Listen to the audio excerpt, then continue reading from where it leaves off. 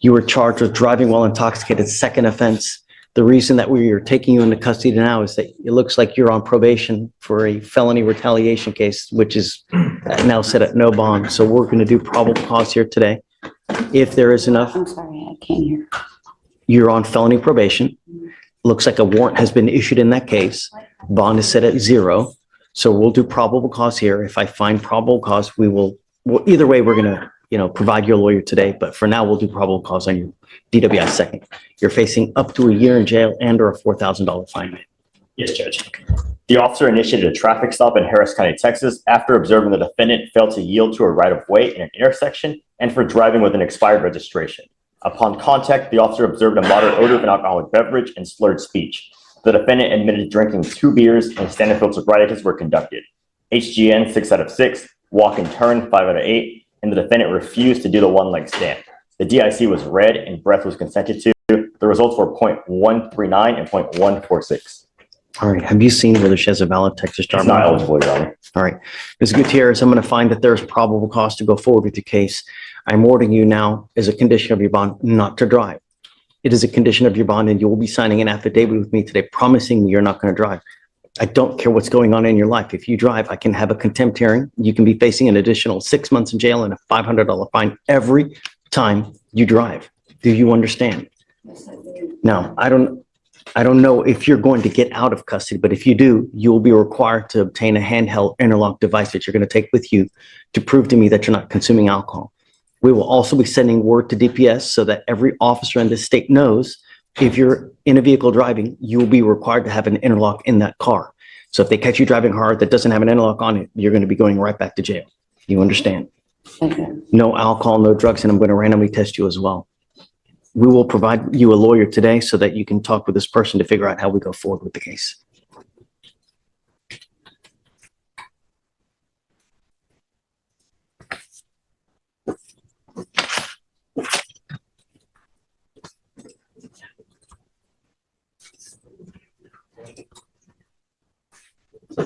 All right, come on, we'll have you sign this and then we'll have you sign your conditions, ma'am.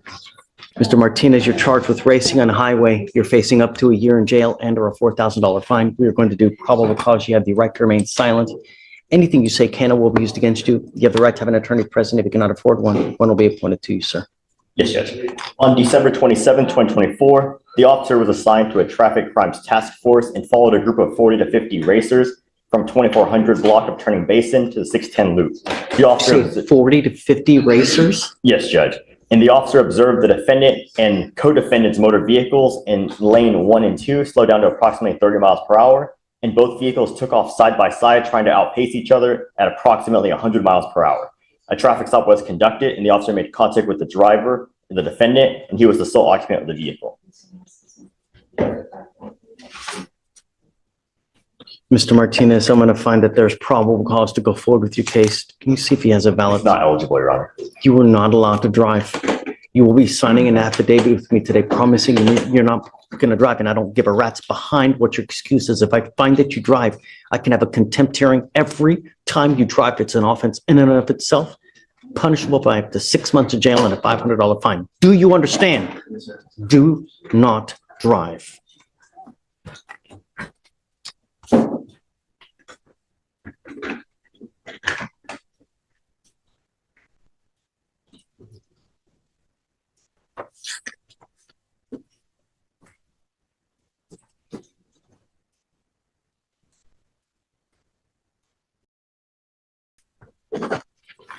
Whenever you fill out the affidavit promising us you're not going to drive, we will get you to Victoria, sign a reset, and we're going to get you out of here. When you come back, please have a lawyer.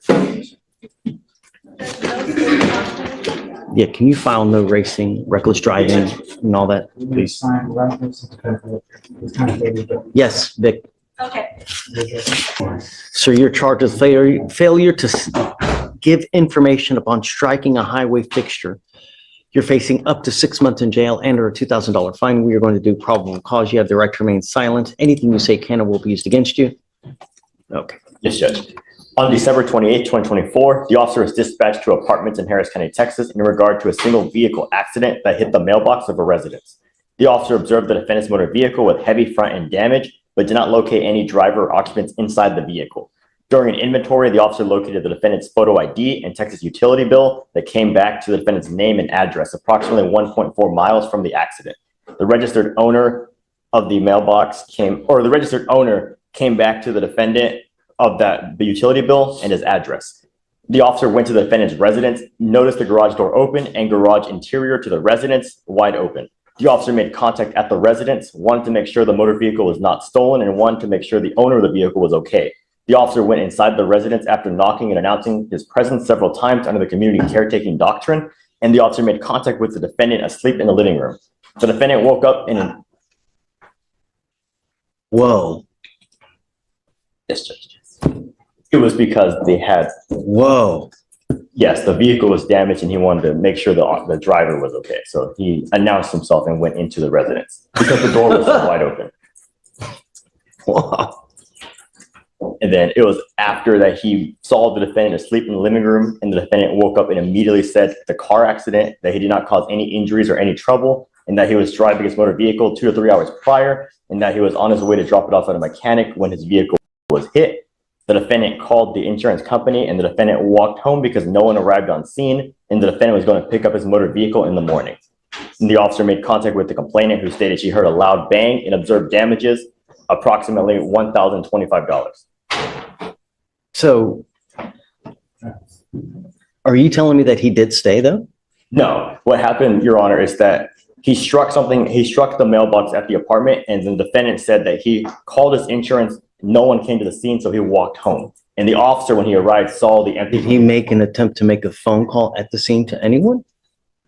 All he said is that he called the insurance company. That's the only person that he had stated he called. And then after that, he walked home because no one arrived on scene. And then that's when the officer arrived and saw his empty vehicle damaged. And then he found a utility bill and the ID. I have so many questions. Let's do this. I'm going to appoint you a lawyer, or you have a lawyer, right? Let's do this. I'm going to hold off on finding probable cause at the moment. Let me wait for your lawyer to get here. We'll revisit PC and here momentarily. Just go ahead, take a seat for me if you don't mind in the jury box. Yeah? Let's wait for your lawyer to get here and then we'll go forward. Sir, you were charged with unlawful carrying of a weapon and you're facing up to a year in jail and or a $4,000 fine. We're going to do probable cause. You have the right to remain silent. Anything you say can or will be used against you. You have the right to have an attorney present. If you cannot afford one, one will be appointed to you, sir. Yes, Judge.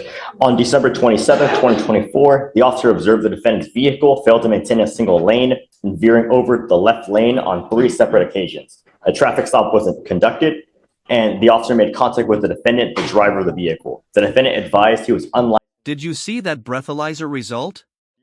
A shocking 0.139 on the first test, well over the legal limit, and then 0.046 on the second. That's a mess all on its own. It raises a bigger question too: should refusing field sobriety tests come with harsher penalties, or is refusing actually a smart legal move? And then there's this part: after a car crash, the guy just walks away, leaves behind Identified as marijuana based on training experience. The defendant's motor vehicle was searched incident to arrest and yielded an unholstered AR-15 pistol on the front. AR-15? AR-15 pistol, Your Honor. And the defendant acknowledged ownership of the firearm and stated he used it for protection since his brother is a famous rapper. Find that there's probable cause to go forward with your case. I'm ordering you now as a condition of your bond not to consume alcohol, illegal drugs, or unprescribed controlled medication. I'm going to randomly test you. If I find that you're using, I'm going to put you in jail. Do you understand? You do not have a Texas driver license. You are not allowed to drive. You will be signing an affidavit with me today promising me you're not going to drive. I don't care what's going on in this life. I don't care where you got to go. I don't care what you got to do. If you don't have a license and liability insurance, do not drive. Do you understand?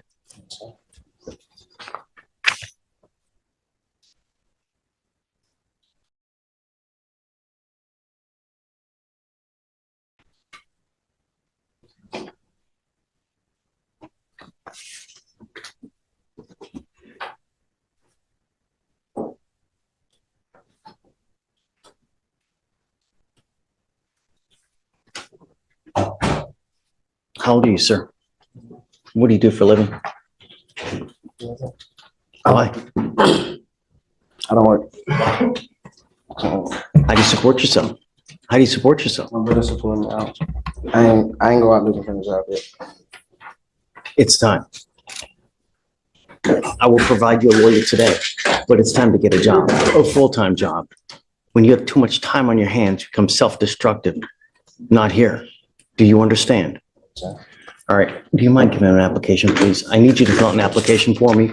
I'm going to have you sign a receipt of Victoria. I'm going to have you meet with Fleischer for your bond conditions, and then we're going to go. I'm going to get you on the right track, Mr. Galden. Come on. Good morning, ma'am. Ma'am, you're charged with assault of a family member. You're facing up to a year in jail and or a $4,000 fine. We're going to do probable cause. You have the right to remain silent. Anything you say can or will be used against you. You have the right to have an attorney present. If you cannot afford one, one will be appointed to you, ma'am. Yes, Judge. The complainant and the defendant are in a dating relationship as of 6 years. And on December 28th, 2024, the officer is dispatched to a disturbance at a residence in Harris County, Texas. The officer met with the complainant who stated he was assaulted by the defendant at around midnight that morning. The complainant stated he and the defendant had been at a comedy club and the defendant was drinking. An argument ensued and the complainant began gathering his belongings, and the defendant punched the complainant in the face with her left arm, making contact with the center of his face. The complainant said the defendant also slapped him with an open fist on his right cheek twice, causing pain. Got it. All right, ma'am, I'm going to find that there's probable cause to go forward with the case. Do we know whether he wants to have contact or not? You guys reached out to him? Work was attempted this morning, but unsuccessful. Okay, because I don't know what this person wants, I'm ordering you not to have We have contact. a contact or no contact. Stop. Don't say anything. I'm just telling you what the expectation is, so you know, because if you violate these conditions or if you pick up a new case, I'm going to revoke the bond. We'll put you in jail. No more PR bond. So no contact, no weapons. There is a protective order that has been issued in this case. Get to know it, because if you violate the protective order, they can file additional charges against you. You understand? So what we're going to do now is I'm just going to be signing a reset with Victoria. We'll have you take a seat in the jury or wait for your lawyer to get here. He's not gonna come. They've already contacted you guys and let you know he's out of town and he'll be back on the 9th. They said I just needed to come and sign my bond conditions. Okay. It's Maverick Ray. Contact and no weapons. Yes, Judge. All right. So what we'll have you do is we'll have you just take a seat. We'll have you sign a reset, and I don't know, perhaps did you hear from Maverick at all? No. They did try to reset it, but I said there may be bond conditions for her to sign. Did they give you a good date? He's back on the 9th. 2 months out, and if it didn't work for them, they could. Got it. Okay. So we'll have you sign a reset, and we'll just have you take a seat at the jury box. Yes, sir. Please. Hey, how are you? Mr. Stewart, what's new? Sir, how was your New Year? Great. We did PC on your case. Okay. We just did stand up. What's your guy's name again? My last name is Allen, Your Honor. I would like to make an argument on PC. I don't know whether. Absolutely. I'm always ready to hear it. So refresh my memory. What happened? So in Allen's case, it was where the officer came to a stop behind the defendant's vehicle and the light turned green. The But he defendant, had expired registration, right? no, Your Honor. In this case, the defendant's vehicle proceeded through the green light and immediately drifted approximately halfway onto the shoulder with other vehicles around it and then jerked back into the lane. Were there any other vehicles around when this happened? Yes, the officer explicitly wrote there are other vehicles around the vehicle before the driver jerked back in the lane. So he went into the shoulder and there are other vehicles. Go ahead. Yes, sir. My argument is, Your Honor, that, as far as what's actually alleged, says the light turned green and the truck along with several other vehicles proceeded, which obviously is in compliance with the law. The only argument that the state has made here elucidated is that they observed a Silverado drift into the shoulder with other vehicles around it. If he's drifting into the shoulder, that's not endangering any other vehicle. That's not an allegation of the safety of anybody else out there on the roadway. The shoulder is away from any other vehicles. Maybe he's doing this in an abundance of caution. There's no indication that it was dangerous or endangered any other vehicle, anything like that within the allegations here. Furthermore, there's numerous reasons why a vehicle is 100% legally allowed to drive in the right-hand shoulder of a vehicle. I think there's 9 reasons in the state of Texas why a vehicle is allowed to drive in the shoulder.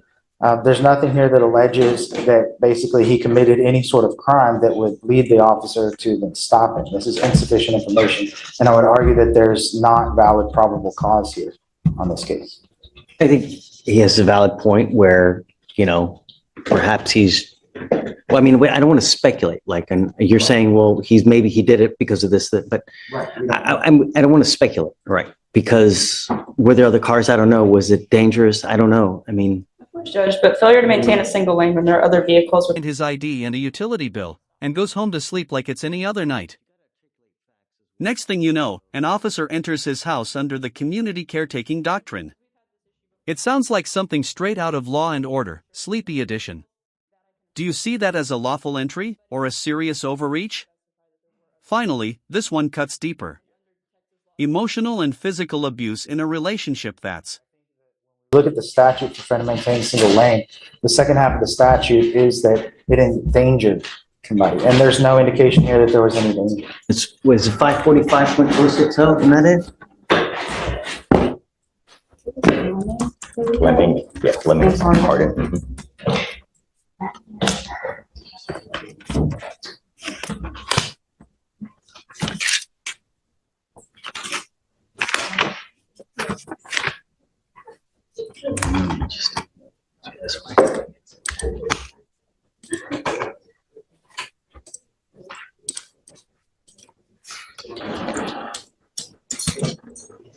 545.060, Your Honor.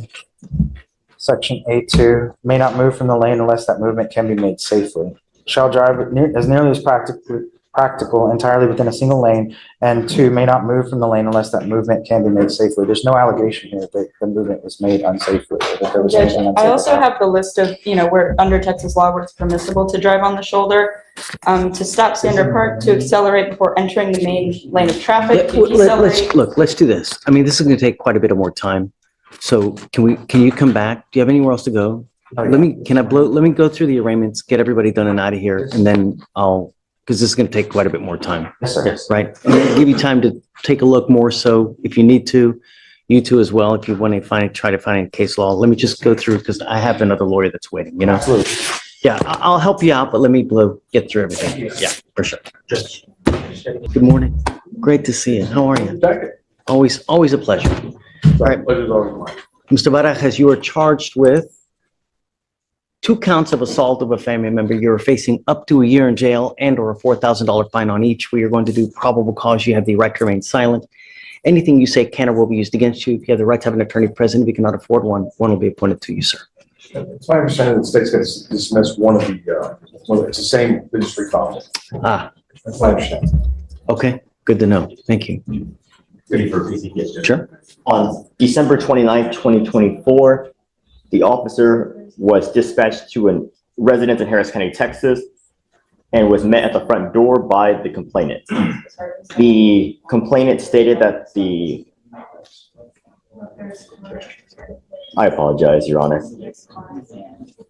The complainant provided a statement and brought the officer into her kitchen, and the officer was able to see redness on the upper left side of the complainant's face near her eye. The officer also observed on the complainant a small laceration and fresh blood. The complainant had tears in her eyes and stated that the defendant and she had been in a dating relationship for on and off for 6 years, and that in the morning, the defendant and she got into a verbal argument about various issues, and the defendant became irate due to her confronting him about the issues, and he started belittling her and calling her derogatory names. The complainant then stated that when they were arguing, she responded by insulting the defendant back, and then things began to intensify. Eventually, the defendant charged at the complainant, and the complainant stated that the defendant slapped her with an open palm across her face, throwing her backwards onto the bed. And as the complainant attempted to cover up her face by turning on her stomach, the defendant punched her in the back 3 times with a closed fist, and the complainant did feel pain from being slapped and punched in the back.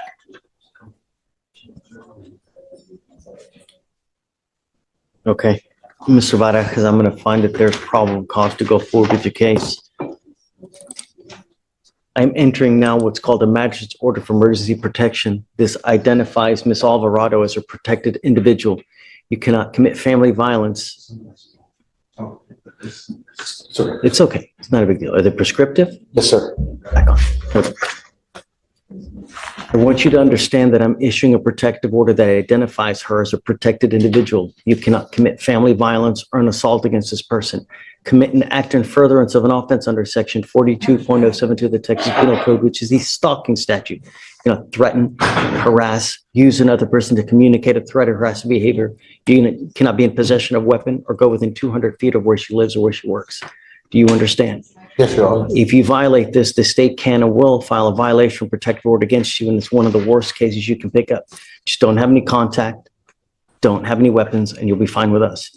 Got a great lawyer, listen to him, he'll take care of you. Because you have a lawyer, I will waive your appearance, but you have to stay in contact with him. If he comes back, tells me he can't get a hold of you because you've taken off, a warrant will be issued. You pick up a new case, a warrant will be issued. It's not hard. Do you understand?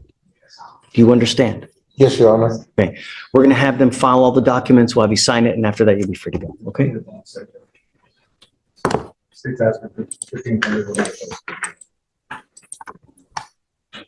Do you want a PR bond?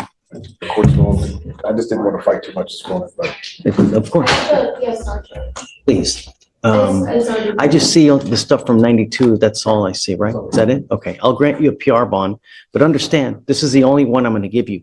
You become a danger to my city, you become a danger to my community, I'm gonna yank that PR bond and I'm gonna make it high. You understand? Yes, Your It's Honor. not hard, all right? Okay, there's a ton of paperwork we're gonna have to do, so just pick a date with Victoria and then you're good. Don't leave until you sign all the paperwork, Mr. Rojas, okay? Continue. Okay. Sir, you were charged, do you speak English? Yeah. Yeah, no. John. Better. You're charged with reckless driving, up to 30 days in jail and or a $500 fine. Hey, Conrad, we're going to do probable cause. You have the right to remain silent. Anything you say can or will be used against you. You have the right to have an attorney present. If you cannot afford one, one will be appointed to you, sir. I apologize, Your Honor. What's the last name of this? Turu Biartes. Turru. Thank you, Your Honor.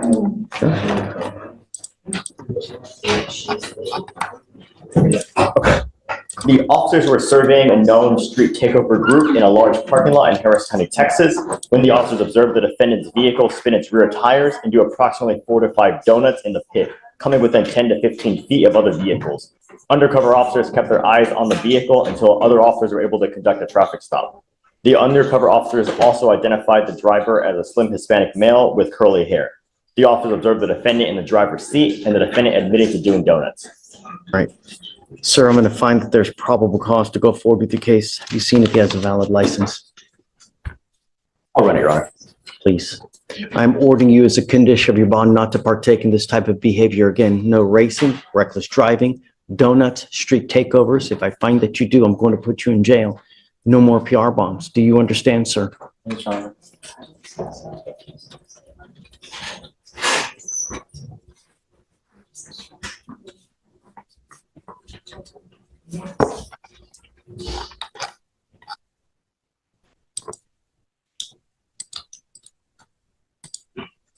I apologize. It's loading right now.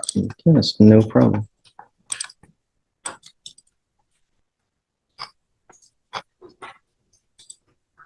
It's eligible, Your Honor. Okay. You mind crafting those orders? We are going to reset your case to give you time to hire a lawyer. So I'm going to have you sign a reset with Victoria. We'll get you in the jury box. We'll get your bond conditions. We'll have you sign it. And after that, you'll be free to go. Be careful. Don't drive like this again. Do you understand? Yes, Your Honor.